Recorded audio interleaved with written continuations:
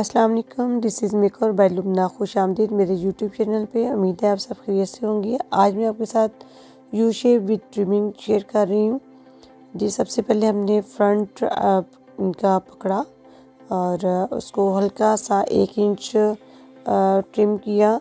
उसके बाद उसी गाइडलाइन को पकड़ते हुए मैंने नेक्स्ट स्टेप पकड़ा और उसके साथ रखते हुए फिर 1 इंच उसको हल्का सा सीज़र को तिरछा करते हुए आपने ट्रिम करना है और ये आपकी बहुत खूबसूरत ट्रिमिंग हो जाती है।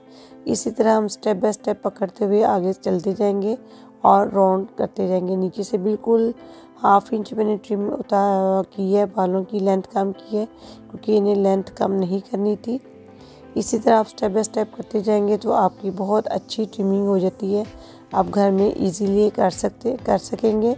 Please like share comments on my video and subscribe to my YouTube channel.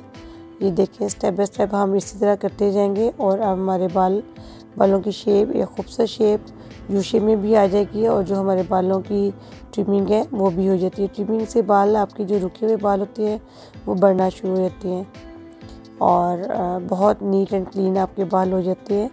ये देखिए, इसी तरह हम स्टेप बाय स्टेप इसको नेक्स्ट कर रहे हैं।